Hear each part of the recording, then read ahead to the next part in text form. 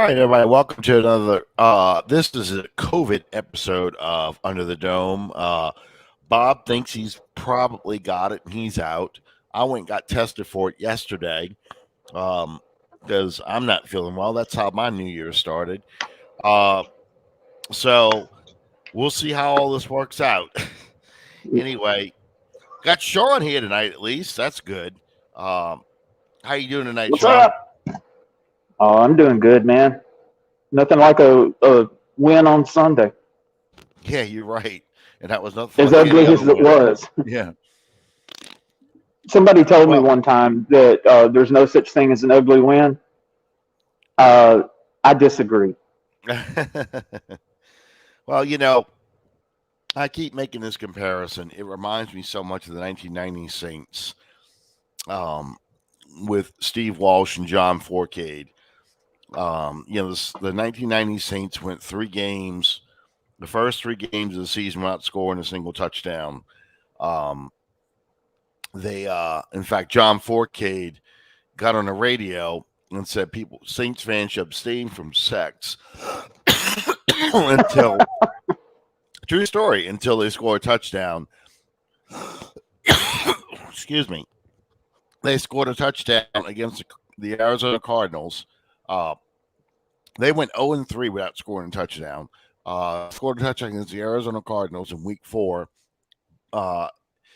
Jim Finks made a trade that same week for Steve Walsh.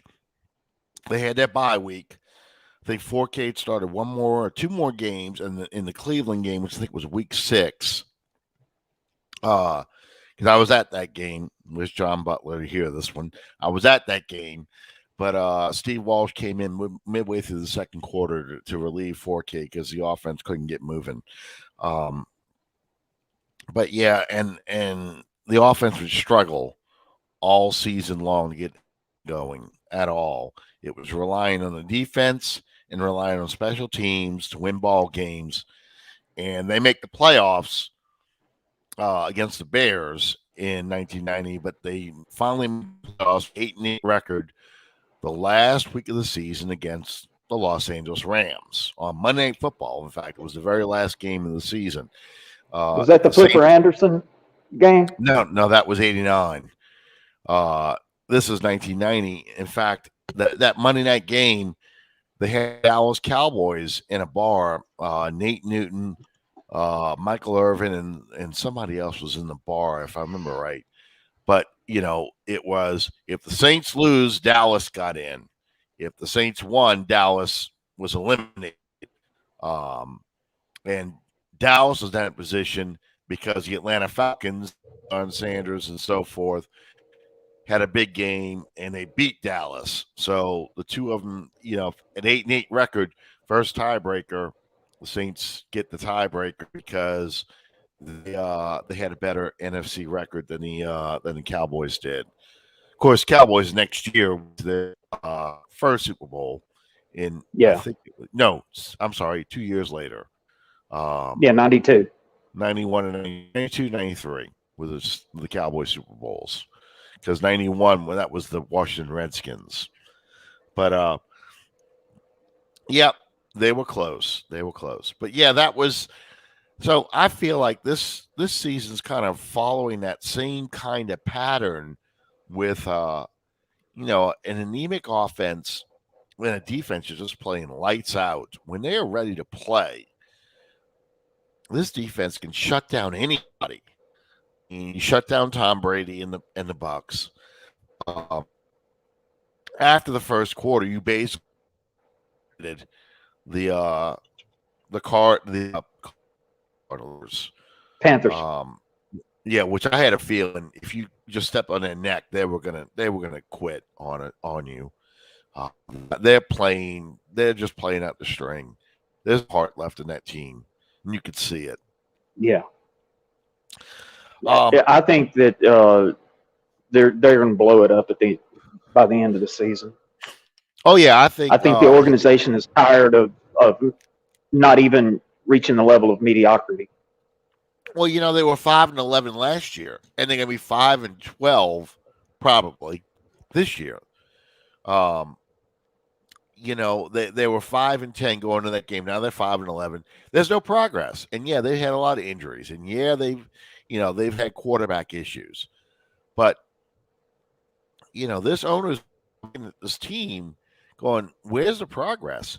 Even Mike Ditka went 6-10 2 years in a row. He hasn't even reached Mike Ditka level yet. Yeah. So I would be very surprised if Matt Rule's still there. It's for all teams. This season has been just the biggest positive that I can draw from this season is the fact that the fans got to be back and be a part of what was going on. But in the landscape of, injuries are one thing, but when you have injuries and then every other week a COVID outbreak, it's hard to get continuity out of that. No, I mean, that Monday night especially game when you look at the fact that there's a 53-man active roster. You have no talented backups, and especially skilled positions like quarterback and wide receiver. And you had a 53-man roster, and the Saints have started 57 different players. I mean, what does that tell you right there? And the most important position on the field at quarterback, you've started 4 different guys. Yes. So, yeah, I mean, and the very fact they were still in contention for a playoff spot. And granted, and a winning season. Usually when you play 4 quarterbacks, you have this many injuries, COVID issues, you're competing for a top 10 pick. You're the Jaguars, the Jets, the those kind of teams, but they're still right there in the thick of it. In fact, what needs to happen this weekend, and of course they moved all the games to 3:30 on Sunday. The Rams have to beat the 49ers, and the Saints have to beat the Falcons. The Saints beat the Falcons, but the 49ers beat the Rams. The Saints don't make the playoffs. So you have to have both of those things happen. And we were talking a little bit about it off the air. Whether or not this team deserves to be in the playoffs.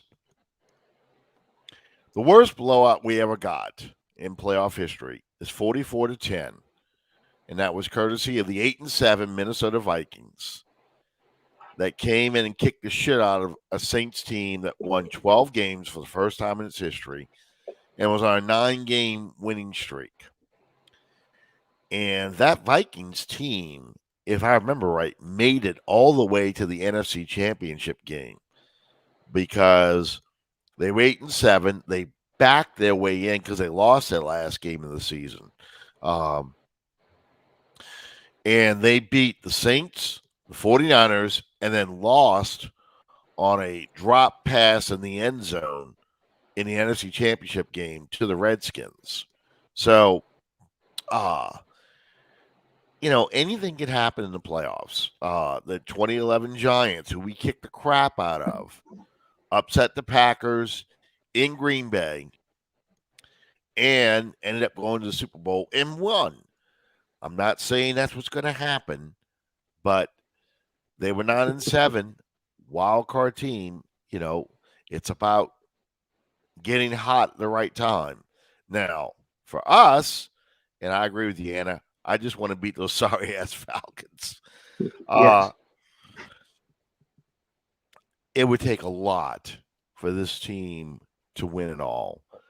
Personally, I want them to go to the playoffs because I want to fuck up the Bucs season.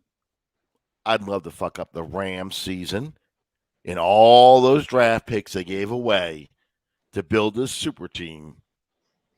I would enjoy just throwing chaos in the whole thing. Make the media wonder if the Philadelphia Eagles and Jalen Hurts is actually going to represent the NFC in the Super Bowl. just to see what would happen. Just to get them all, all puckered up about that because they love the stars, they love the super teams. Yeah. You know, but Me, yeah, I personally, I look at it differently. And I've said this on here before. If this organization had never made the playoffs before, making the playoffs would be an accomplishment. They've made the playoffs before. For this team playing at the level that they're playing right now, especially offensively, for them to make the playoffs, the potential is there to get utterly and truly embarrassed in a playoff game. well, as long as we score more than 2 points, because that's the fewest amount of points ever scored in a playoff game was 2 points. Guess who did it? Guess who scored only 2 points in a playoff game? Minnesota. Nope. Close, but not quite. Somebody else Saints fans love to hate. I don't have a clue. The Atlanta Falcons scored 2 points in one playoff game against the Giants. And I want to say that was 2008, maybe? Let me see.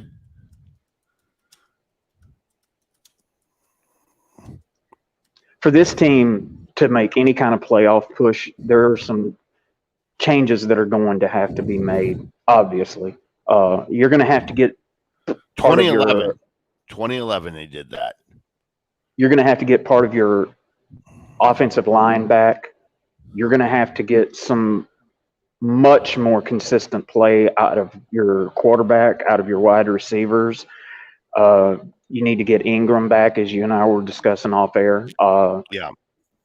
It's you cannot. I know that the old axiom is defense wins championships, but you cannot keep on depending on this defense to carry the full load of winning ball games. No, and I get that, and I think this offensive line getting healthier, and I don't know if that's going to happen, but just getting Armstead and or Ramczyk back in there would make a difference because I really think this team, they have to win by running the football, and that's why Taysom Hill at this point is the best option because he can run the football as a quarterback. Passing wise, you saw Sunday, Marquez Callaway is going to catch some passes, some incredible catches, and then let balls hit him in the chest, hit him in the hands, and drop the easy ones. Yeah. He seems to be coming around. He got 100 yards receiving against the Bucs. He even against, the Dolphins with that awful performance had led the team in receptions. And he had 97 yards Sunday. But you're going to need him to become more consistent. It's yeah, I do too. I really get a kick out of, and we're going to talk about this in a second, but I really get a kick out of this Cam Jordan resurgence that we've been seeing. Yes. He's had 7.5 sacks since he was put on that COVID list. And he jokes about his random drug test that he gets every week. But it's funny. It's like once you hit that century mark, he now sees how close he is to Rickey Jackson, so 115 sacks, and he thinks I can beat this.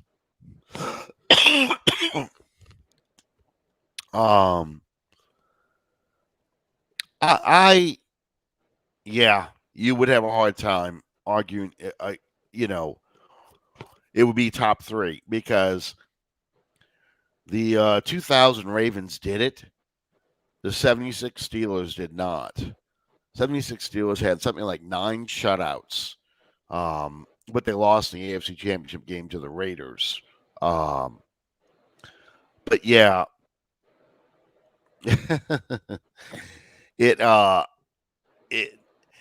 this would if they managed to make a deep run in the playoffs because of the defense, it would be probably one of the greatest defensive performances in a postseason in the history of the NFL.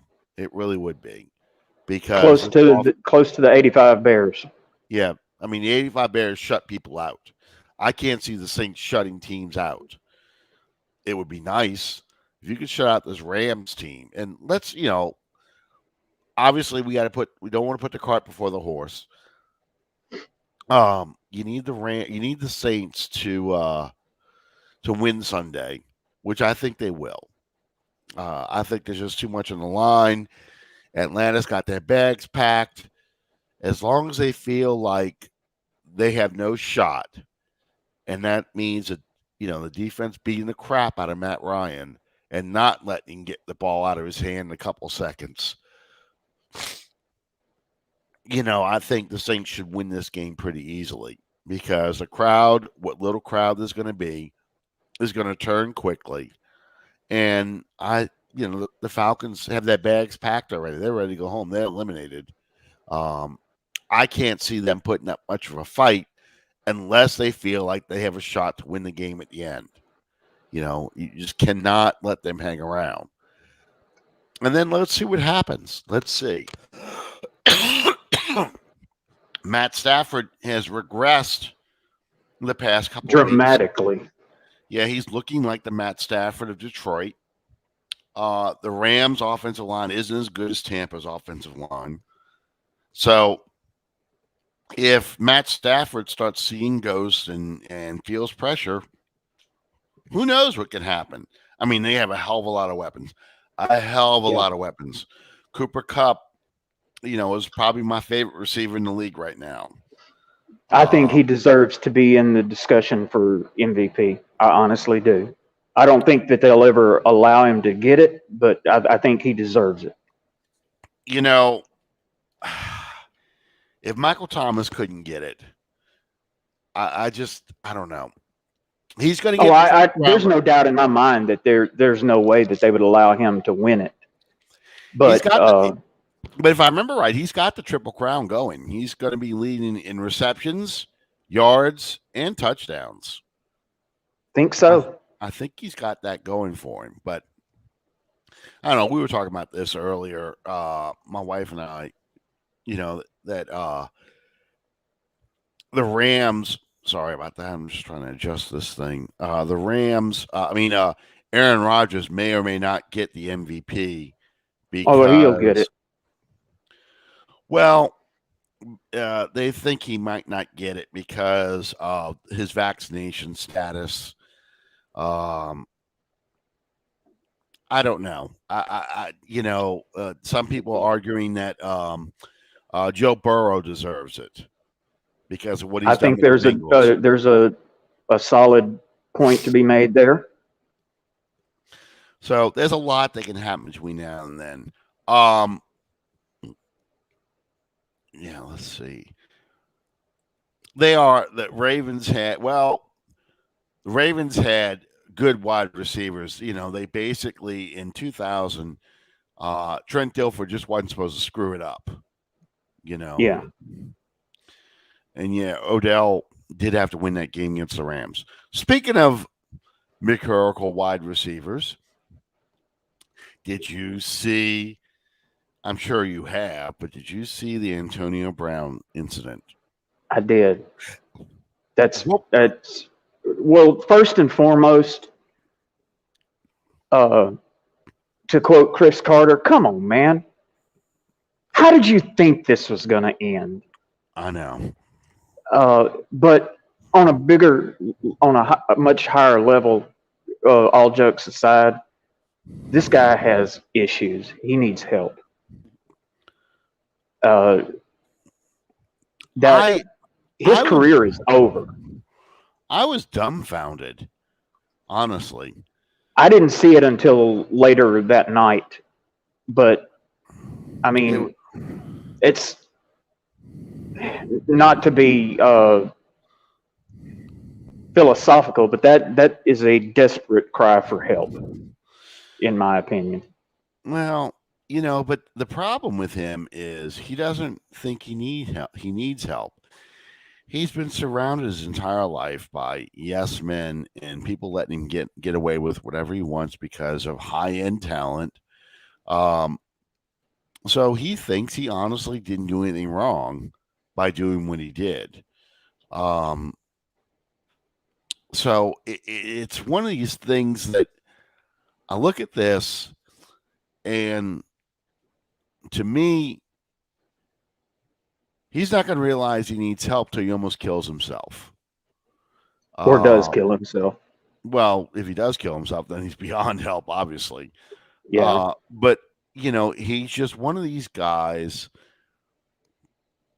that, and there was a time where the Saints were going to try and sign him.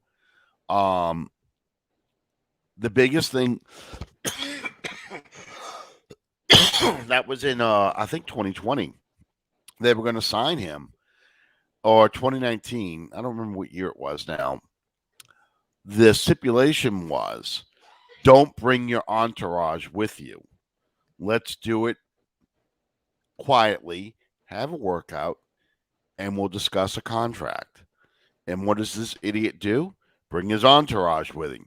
Bring a film crew with him to show him doing all these things. And the Saints like, you can't even come to essentially a job interview without making an ass of yourself. So, well, Sean Payton would not have ever put up with all of that foolishness. Well, no, and it's kind of surprising to me that Arians did for as long as he did. Well, it's the high end talent. You lost Godfrey because PJ Williams cut his legs out from underneath him. You lost, at least for the regular season, you lost Fournette. You needed a speed threat receiver to take the pressure off of Mike Evans. And Tom Brady was supposed to be Antonio Brown's caretaker, supposed to prevent him from doing these sort of things.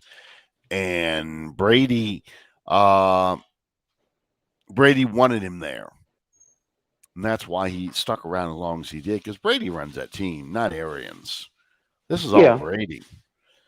And they tolerated this. And it's like with him, and it's the zero tolerance that Arians allegedly was going to impose. With him, he presents a fake vaccination card, which I would love to see what this thing looks like. But he has a fake vaccination card, and Arians didn't cut him right there on the spot. Why? Because Tom Brady wanted to keep him around. So it was going to take a lot to get him out of there. And there are teams that are willing to look the other way as long as possible if you are considered high-end talent. Your talent trumps your character issues. Look how many shots Josh Gordon has. I mean, I never believed that Josh Gordon was all that great because you couldn't rely on him. And I think being a great player, that's part of the equation. You got to have talent, obviously, but you have to be able to be depended on to utilize that talent. Oh, it was only a matter of time. I would sign AB for one game only. If the Saints were playing the Bucs in the playoffs, I would sign AB for that game, just for the sheer entertainment. You cut him the following week, but you let him run around and make an ass out of himself against the Bucs, because he'd be motivated to do that. Yeah. But that would be it. I mean, you don't need him for anything else, but that would be the only time I would ever sign him.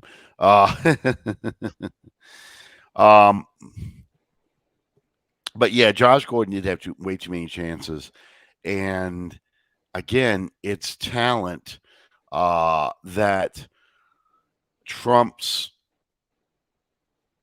the other mental issues. You feel like you could get something out of this player. If a player doesn't have the talent, you're not going to deal with the issues. Case in point, Ryan Leaf.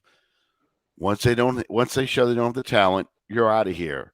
Deal with your own shit. I'm not dealing with you. There's too many issues in this organization right now to spend time on somebody else's bullshit. According to Bruce Arians, he was no longer a buck. He was buck naked, but he was no longer a buck. So I don't know what that means, other than he was supposedly officially released. We don't get newspapers anymore, so I can't see the transaction wires like we used to as a kid. You get the transaction wires in 6-point font, so what actually got done. I think it's really sad. All the really, really talented players that are out there that get no opportunity. And then you have guys like AB and Gordon that get chance after chance after chance after chance just to piss it away. It's always been the story of the NFL, though. I mean, Sean, what I was going to ask excuse me. What I was going to ask you, since you weren't here last week, we did our show on Wednesday night, which I know that's why you weren't on. John Madden passed away Wednesday, and we saw a bunch of tributes to John Madden. Bob and I discussed his impact on the game, how people of our generation probably most remember him as a coach / announcer, whereas the younger generation might remember him as announcer, but knowing more for the video game. Can you? First off, let me ask you: what is your view of John Madden, his impact on the game, and would you rank John Madden up there with the Lombardis, the Hallases, Don Shula, Paul Brown, people who I thought I was going to disappear. People who fundamentally changed the game. And we'll talk about Dan Reeves in a second. I think the only argument that could be made against your last point would be the length of his career. He only coached 10 years. Yeah. But over the course of that, and during the period of time that he coached, the schedule was 14 games, not 16 like it was before. They just upped it to 17 games now. Yeah, it was 16 games his last year, 78.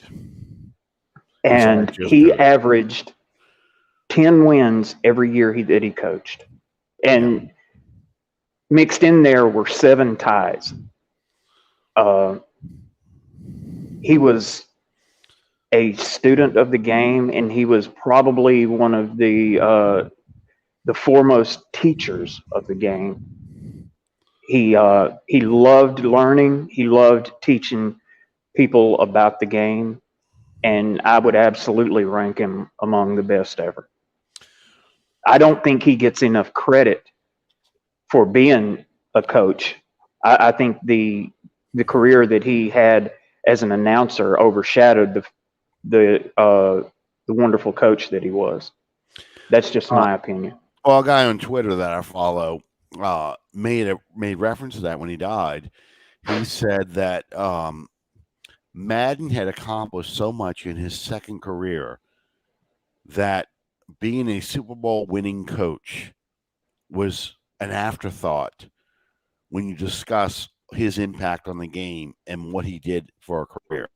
Absolutely. And the only reason that he only won one Super Bowl was the fact that so many times it came down to his Raiders team versus the Steel Curtain. He mentioned that a lot of the teams that he played or that he lost to ended up being some of the greatest dynasties in football. He lost to the Dolphins. With Shula. went 3 straight Super Bowls. Won 2 of them, but went to 3 straight. He lost to the Packers. Well, he didn't coach that game. That was actually Roush, who left to go to Buffalo. But I mean, he was on that staff at 67 team. In 68, his second to last year as an assistant, they lost Joe Namath and the Jets. So, like he said, you didn't lose to bad teams. You lost to the Steelers. You lost to the Kansas City Chiefs. You lost to teams that ended up winning it all. So you always felt that you were good. You were close. You just had to win a call here, a play here, a drop pass, whatever. You just need that one play to win. So yeah, and unfortunately, he I think by 78, I know his health excuse me, I know his health was becoming an issue. He said he had ulcers from coaching. It took so much out of him to coach because he was so emotionally involved in the game that I think that's why he said he stepped aside. But I think also in 78, he could see that his Raiders team was aging because you look at that 79 Raiders team, Al Davis realized how old that team had gotten. Jack Tatum was soon gone. Dave Casper, Ken Stabler, Phil Villapiano, all the great Raiders players of the past were gone. And here he is. He makes all these changes, and they win in 1980. So I just don't think he was ready for that kind of. I mean, he was loyal to his players. I don't think he was ready for that kind of change. Yeah. The thing about the announcing, and I talked a little bit about this last week with Bob, and I think you probably, we've talked in the past about this, but I think you brought it up one time even. If you watch the 1970s and even late 60s football games, and they have them on YouTube, you can find a lot of them. The Hail Mary game, Vikings Cowboys in 75, Super Bowl III is on there, Super Bowl IV is on there. You watch these games, and the analyst's job basically is to repeat what we just saw. Mm-hmm. Like, for example, Super Bowl III, Kirk Dowdy's doing play-by-play, and the play-by-play guy, that was the whole show. It was all the play-by-play guy, and they talk about the flea flicker, or I forgot what that play is called. It's the throwback play where you hand off to the running back, he turns around and throws the ball back to Earl Morrall, and Morrall's supposed to throw the ball deep to Johnny Orr. Johnny Orr standing all by himself in the end zone. He doesn't see Orr. He throws it down the middle. It gets picked off by Randy Beverly, and the game has changed. Okay, Colts got no points out of this Super Bowl III I'm talking about. The analyst back then would say, yeah, you can see Bobby Orr standing back. Not Bobby Orr, Johnny Orr standing back. Bobby Orr's hockey, standing back there, waving for the ball. And Morrall just waving his arms furiously. Yeah, Morrall simply just didn't see him. And this is probably a turning point in this game, and that's how analysts all talked throughout the 60s and 70s. They never got excited or got their blood pressure up, or for lack of a better term, they never got into the game the way that Madden did. Right. John Madden was the first one to sit there and tell you why the play unfolded the way it did. He sat there and said, you watch this guy, and he would do the chalkboard, and he'd draw the squiggly lines to illustrator, and he'd have arrows going where people would go, and taught you what a clear out route was, how people got open and why this worked. And then he would say, and he drop back and boom, he'd make the hole, or whap, he gonna hit this guy. He got into it like that. He got excited. So you as a fan got excited, and he was teaching you basically why this play worked and how an offense and a defense works. And Matt Millen, who did the game Sunday, which I didn't know he was still calling games. I wish he wasn't. I hate him. But Matt Millen would take that what Madden was doing, and he decided to go and talk about guys that made the play, that allowed the play to happen. And I've talked about this a lot too. In Sunday's game, for example, going back, I mentioned that I thought Marcus Davenport had an incredible game on Sunday. Absolutely. Like he only made 2 tackles. Yes, but you've got to watch what he was doing to the Panthers offense that allowed Cam Jordan to make sacks, that allowed Quan Alexander to come in and get pressure. I mean, Davenport is just basically taking the whole offensive line, grabbing them and go, here, boom, pull them off to the side. Go get them. I got these guys. And that was incredible. I mean, it really was. And you could see that every Sunday. He when he gets blocked one-on-one, first off, somebody's going on their ass, and it ain't Davenport. So they'll put 2 guys on him. They'll put 3 guys on him. They'll have the tight end chip him. Everything else to occupy him. And I think that's part of the reason why Cam Jordan is having this sudden resurgence, because Davenport is healthy. He's getting in a good rotation, and he is just killing people right now. He really is. But let's talk about Cam Jordan right now, because that's my segue into that. Cam Jordan. I said it on this show many, many times. I thought he was a declining player, but he has seemed to discover the fountain of youth. Number one, do you think Cam Jordan sticks around for one more season to break Rickey Jackson records? He's not going to do it this year unless he gets to Matt Ryan. He is what? 8 away, 10 away from passing him, because he's at 106. Rickey Jackson officially is at 115. He has 128 sacks total, but they don't count the 8 sacks he had as a rookie. But he has 115 sacks. I said 120. I meant to say 123. 123. If Cam stays one more season to break Rickey Jackson's record, because I don't think he sacks Matt Ryan 8 times by himself. Well, to be honest, I don't see the end of his career just quite yet. He still loves the game. He's still playing at a very high level.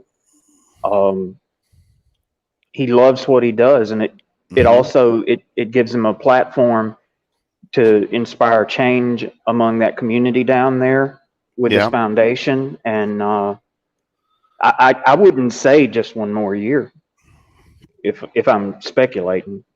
Well, I had thought that he was probably going to be a cap casualty because of his high cap figure. The Saints need to get under the cap, and he wasn't producing like a top 10 defensive end anymore. He is again. Yeah. 7.5 sacks in 3 games. It's pretty damn good. And he's playing the run. I mean, he is playing at 2018 level. I think Cam Jordan does come back next year. And I think he does surpass Rickey Jackson's sack record to be number 1. Well, that's what's on his radar right now, is breaking that record. Absolutely. Rickey Jackson went to the 49ers to get a Super Bowl ring, and I feel like that's what he needed to do to get into the Pro Football Hall of Fame. Is Cam Jordan a Pro Football Hall of Famer? Absolutely. Undeniably. You think 100%. So? I do. And you base that off of what? Just I'm just asking. There's no right or wrong answer, obviously. His statistics make it an argument. Okay. His leadership, his personality. I think that it's just a foregone conclusion. I really do. I think he deserves it. Oh, I do too. I do too. I feel like, and we talked about this, Bob and I think, and you may have been in the conversation on this one too. I don't remember now. But when we talked about this a couple weeks ago, I think after the Tampa game, when he got 100 sacks, 2018, him getting screwed out of being in the Super Bowl, I think hurt his chances of getting in the Pro Football Hall of Fame. Only because they want to say when they read all the statistics and a Super Bowl champion. That was the knock on Reggie White until Reggie White did it. That has been the knock on someone who I think deserves to be in the Hall of Fame, Jim Marshall with Vikings. Yes, absolutely. He went to 4 Super Bowls, and he is still not in. In fact, his birthday passed not long ago. And I'm worried that for Jim Marshall, if he does get in, it's going to be after he's dead, which just isn't right. No. But he deserves to be in for his consecutive streak and that stuff. And Cam had a consecutive streak too. He's never missed a game because of injury. He missed 1 game because of COVID, and he didn't even have any symptoms. In fact, people joking he had the good COVID because he's coming back twice as mad. I just feel like just before we went on the air, I watched John Butler's Life of a Saint #3, where he was talking to Pat Swilling. I think it is an absolute injustice and travesty that Pat Swilling, Sam Mills, and Vaughn Johnson are not in the Hall of Fame. Well, Sam Mills made it as a finalist again. I think he deserves to be in it. I do too. And I think the best thing is for him to become a Hall of Famer. He more than earned it. Yes. I'm glad he is now in the Ring of Honor. Vaughn Johnson and Pat Swilling should also be in the Ring of Honor. Donald Woods asked a great question. Yeah, I have a viewer. Donald Woods asked a great question. Do you consider Reggie White the greatest defensive player ever? No. That's hard to be greatest defensive player ever. First of all, that it's going to be subjective to your tastes and to what qualities you think make it that way. To me, I don't like saying so-and-so was the greatest player ever, because there's so many great players that have played this game. There's arguments to be made for many of them to be the greatest ever. Now, when you're talking defensive players, you got to, in my mind, you got to consider players like Butkus, Lambert. Oh God, there's so many. Deacon Jones. Yeah, Deacon Jones, Merlin Olsen, Curly Cup. I mean Joe Green. The problem you run into, Mel Blount, who they who they had to change a rule for, Lawrence Taylor, who literally changed the way the Washington Redskins ran their offense. They went to a single back offense because no one left tackle could handle Lawrence Taylor. You had to have 2 tight ends to combat him. Personally, I think that would probably be my choice right there, Lawrence Taylor. For me, it's hard to say anyone's the greatest ever because you have so many different eras you have to take into account. It's just like trying to compare Terry Bradshaw with Dan Marino. Yeah, you're talking about 2 different eras. Well, You look at a The guy position like changed so much. Deacon Jones here, for example. Deacon Jones, his career was made because the head slap was legal. I mean, you come off that line, he just take that big paw of his and pop you in the ear hole. I mean, it's the first thing he did to you. You know, you can't do that anymore because that's concussions. Because his thing was he popped you in the ear hole, your arm comes up to block that. Well, now you've opened your chest up, so now he can get into you're worried about defending your face, and he's blown past you. Same thing with Night Train Lane. Night Train Lane basically clothesline guys. That's illegal, but Yeah. he got to the Hall of Fame clotheslining people. And he picked off a record number of passes because back then you didn't have film. You didn't sit there and study and say, okay, I'm not going to throw it his way anymore. And the pass interference rules were far more liberal. So, you close on a guy and he can't catch the ball because, he got his legs, he got clotheslined, his legs kicked out like a cartoon character. Oh, looky here, I got the ball too. That was the Night Train necktie, was a clothesline. So the rule changes. Mel Blount, who I consider probably one of the greatest defensive backs of all time, because you had to change the rules because he so shut down people. You had to make it illegal after 5 yards that you couldn't touch a player anymore. Well, because he was as big as a linebacker, but he could run. But then you look at his stats and go, wow, he wasn't that great. I mean, look at Deion Sanders, how many interceptions he had and all these other things. Different kind of game. That's exactly what I think. Bruce Smith in prime time. Yeah. Well, I if we were hated talking about, prime time. I did too, because he played for the Falcons. I just hated him because he was prime time. Then the 49ers, then the Cowboys. I mean, you're hitting all my greatest hits for worst teams. Junior Gillette.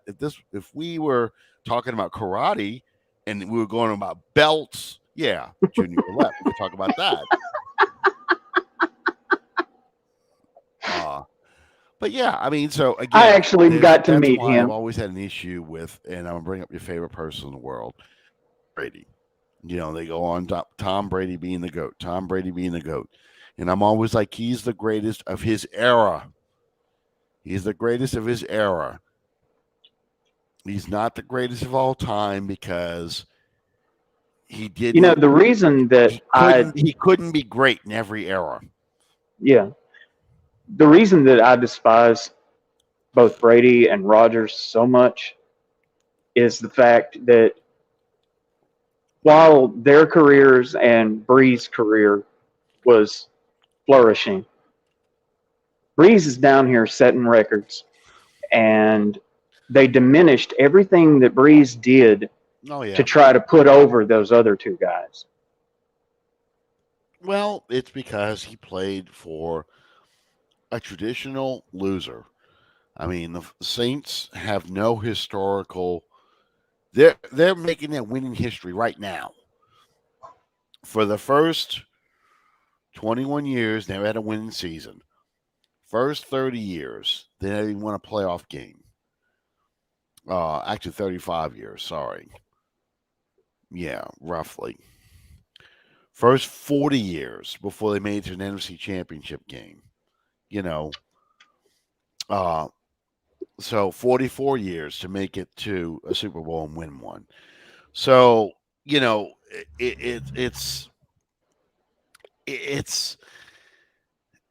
not like the Packers, who is one of the founding football franchises, one of the last franchises that can trace its lineage all the way back to, actually predate even the NFL, because they were founded in 1919. The NFL was founded in 1920. So the Packers, even though they're a small market, will always get the recognition. If Drew Brees would have gone on to play for Miami, who has Shula and Zonka and Greasy and Marino all in their history, he would have gotten the recognition. He would be recognized as one of the greatest of all times. He wouldn't be a yeah, but. I mean, Eli Manning won 2 Super Bowls, both of them against Tom Brady, but he played for the Giants. It's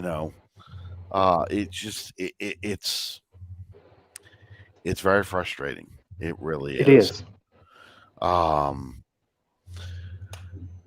The last question I had for you this evening, I'm trying to. I lost my train of thought when we start talking about this stuff.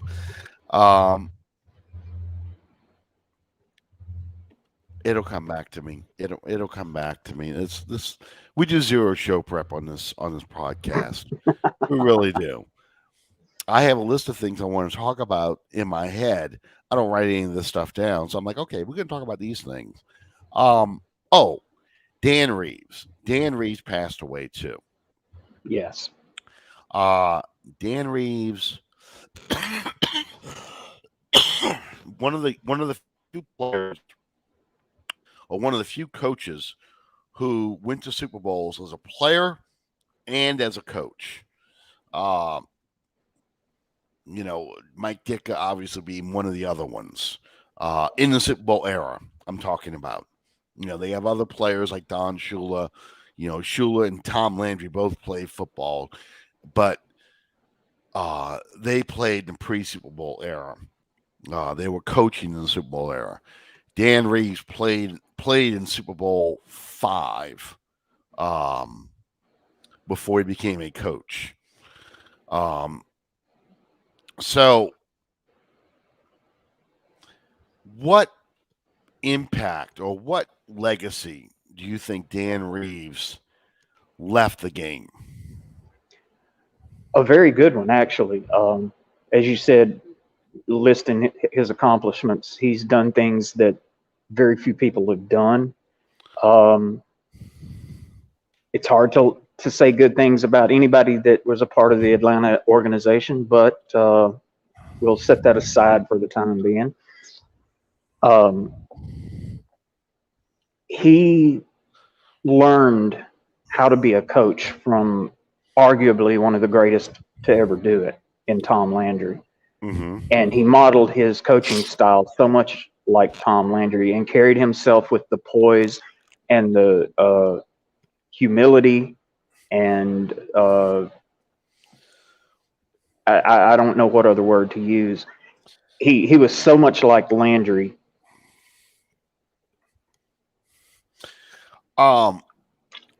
He took. Here's the funny thing about Tom Landry. He kind of had a coaching tree.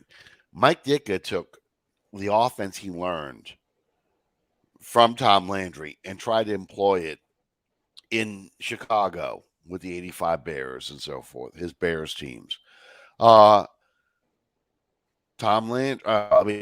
Reeves did it in Denver. Very similar, using John Elway a lot like they used Roger Staubach. Dick Nolan, of course, learned the flex defense from Tom Landry and tried to teach it in the 49ers when he was a coach there and in New Orleans. None of them achieved the level of success that Tom Landry did over an extended period of time. Tom Landry, 20 seasons, no losing record, won 2 Super Bowls, played in 5.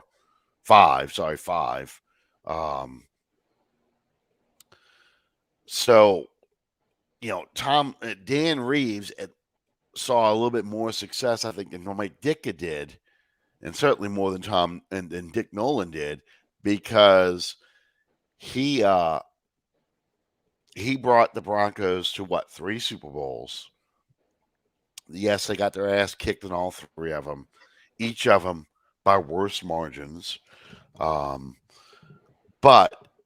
those Broncos teams, honestly, really had no business being in the Super Bowl if it wasn't for Reeves and Elway.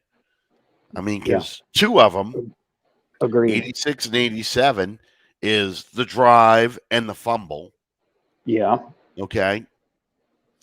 And then the last one, you go and play a 49ers team that was probably at its peak, in the Superdome. 55-10, I think is what the final score was. Yeah.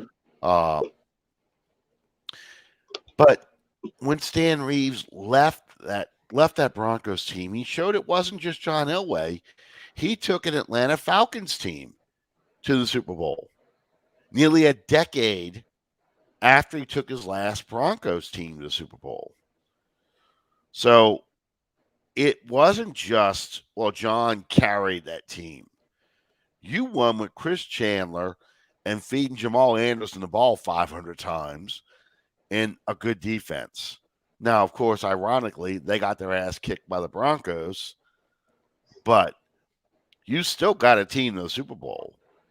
And then one of his last coaching jobs was with the Giants, and he got the Giants to the playoffs.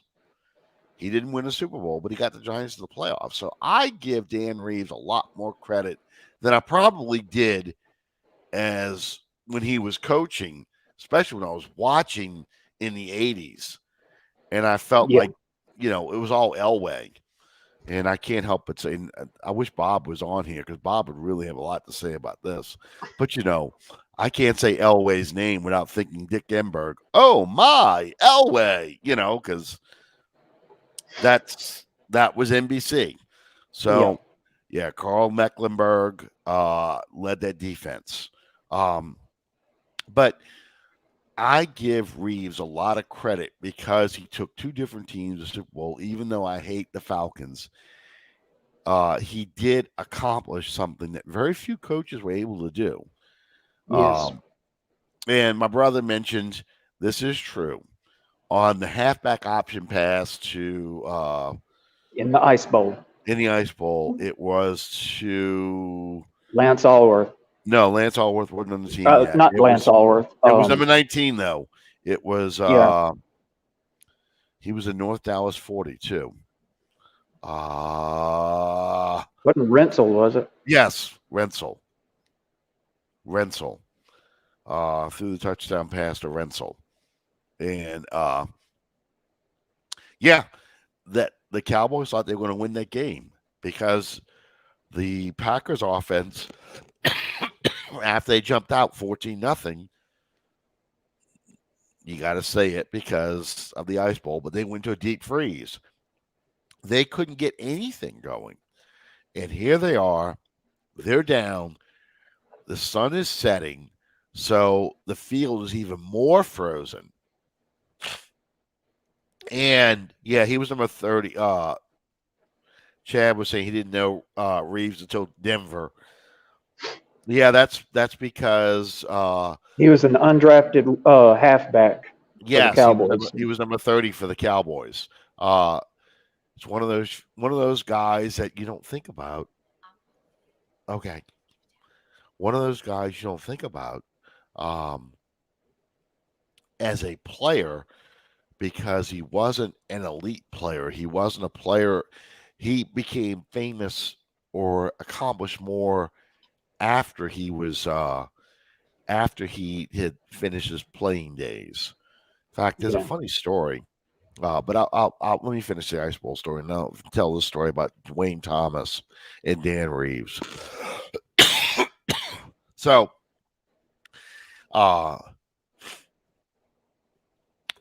so the Packers are losing now 17-14, and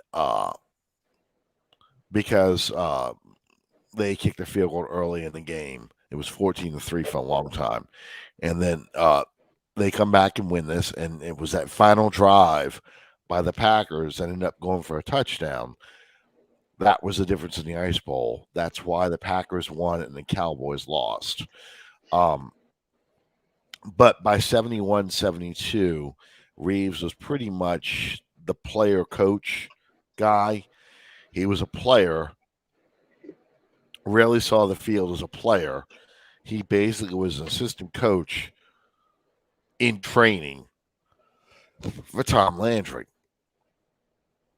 So Dwayne Thomas would talk about how that year, 71, the year the Cowboys won their first Super Bowl, how he just didn't talk anymore. He he just said, "My mind, I'm just going to do my work. I'm not going to talk or anything like that." So Dan Reeves would do the roll call, and you're supposed to say "here" like you're in school, you know, and got to Dwayne Thomas. He's going Thomas, Thomas, Thomas, like Bueller, Bueller, Bueller, and Dwayne Thomas is like, you can see I'm sitting here, but you want me to respond to you like a teacher. And he used to call Reeves, a teacher's pet. He said, I'm just not going to do it. So I think Bob Lilly, one of those players, said, Dwayne, will you stand up and tell him at least that you're here so we can move on with this? And Dwayne Thomas just never talked. And he wouldn't talk the whole media. And he had the shortest press conference, post-game press conference in Super Bowl history, because at the time he set the record for most rushing yards in a single game, which of course had been surpassed several times over, including in Super Bowl, was it 27? Dan Reeves, when the Redskins beat the Broncos, with Timmy Smith rushed for all those yards. Well, at the time, Dwayne Thomas had a record, and then it was surpassed the next year by Larry Zonka, or maybe 2 years later by Larry Zonka. Anyway, they said, Dwayne, you seem to be moving faster than everyone else. Would you say your speed was the reason why you got all these yards? And Dwayne Thomas had one word to say: evidently. That was it. That's all he said. So, very, very unusual person, Dwayne Thomas. He was traded to the Redskins after that, which tells you what they thought of him. Now, I think he went to San Diego first, then he ended up with the Redskins. But yeah, in San Diego back then, that was a dumping ground. Problem players. Hell, Unitas finished his career in 73 with the Chargers. So yeah, not to the level of Madden, but Reeves had an impact on the game as well. I agree. Okay, final thoughts then. Do you have a prediction for Sunday? Do you think the Saints win? I think they should. Like you said, Atlanta's got their bags packed and they're ready to go. The Saints should not have any problem being motivated because, in all honesty, the Rams should beat the 49ers. And a win in Tulane Stadium, Chad. He won Super Bowl VI in Tulane Stadium. He says, interesting, both Reeves Super Bowl wins were in the Superdome as a player and an assistant. Only loss was in Atlanta. Yeah. He won in the Tulane Stadium in 71. That was the second to last Super Bowl play, Super Bowl VI. Super Bowl IX was the last Super Bowl played in Tulane Stadium. But yeah, New Orleans was very good to him. The last two games that I gave an actual score prediction, we lost both of them, so I'm not going to do that. Yeah, I'm not going to do a score prediction either. I think that they win this game. I think there's too much on the line for them not to have energy. I felt that in the beginning of that game, the Saints looked pretty lethargic. The Carolina game I'm talking about. I thought they came to life once the defense came around. I thought, they seemed to come more to life. And, when Taysom completed that 31-yard pass on third down to get them out of the shadow of their own end zone, it seemed like the offense got a little bit of life, because I think Carolina thought they were going to take at least a 13-6 lead in at halftime, if not 17-6. and ended up being 10-9 halftime. And I was impressed. They also, with no timeouts, completed that pass in the middle, got everybody lined up, spiked the ball with 2 seconds left. That Yes, was that was very Breeze like. they looked. You know? They actually didn't look bad when they were running the 2-minute drill. Yeah, yeah, It's just when they would take their time. Taysom would end up getting back there, standing there like a statue, patting the ball, looking and holding the damn ball too long, and get his head taken off. yeah. And even Matt Millen said, these receivers have to get separation. So that was a lot of the problem. But yeah, I wasn't at that game. I wasn't at the Tulane Stadium game. Sorry, my dad was though. Chad, I don't doubt that, because actually the 49ers have a nice winning streak against the Rams going right now. And the 49ers are fighting for their playoff lives, because I think they still get in even if they lose. But if they don't get in, I don't know if the Cardinals get in. I don't know the specifics behind that. But the Rams need to win that game to win the division. So, and they're still trying to get top seed, So I don't know if they can do that or not. I haven't followed all the specifics behind that sort of stuff. I don't think they can. I think Green Bay has sewn that up. Okay. If I'm not mistaken, that's what it is. Who Dey, Roll Tide both win. What, Bengals? Oh no, who dat? Okay, yeah, we're not fooling with who Dey. But yeah, I think the Saints win this weekend, and I think they sit and watch the scoreboard to see if the 49ers lose. I think that's, and I think they just, regardless of what the score is, I think they just play because it's their rival, and they want to at least end with a 4-2 divisional record, taking out their rival, a winning record. And a winning record. I think those are all very important goals, and making the postseason, while an important goal, it's more important they just win. Yeah. Okay.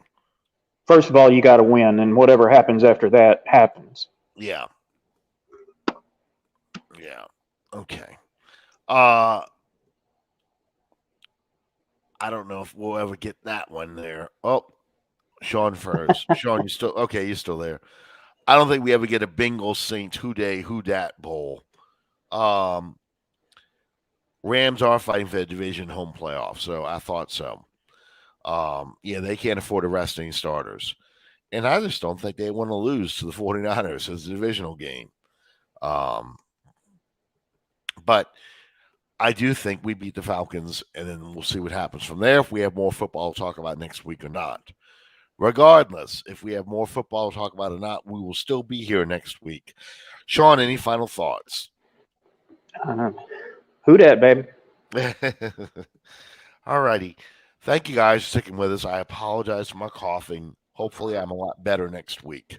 In the meantime, thank you guys for joining us. Hopefully, Bob will be in on us next week, and we can bring him into more conversations about the postseason, about if the Saints don't go to the playoffs, about future plans for the Saints, and of course, in 2 weeks is Black Monday, where we find out what coaches get fired.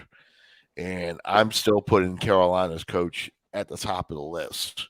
And Chicago. I thought he got fired already. I really did. I was surprised he still has his job. But yeah, Matt Nagy. Do the Giants fire their coach? They said he was safe, but do they do a surprise fire? We'll talk about all that stuff next week. Yeah, does Cam get 2 sacks? I think he gets 4, honestly. I am drinking everything, man. I am drinking hot. I'm drinking, I'm having honey.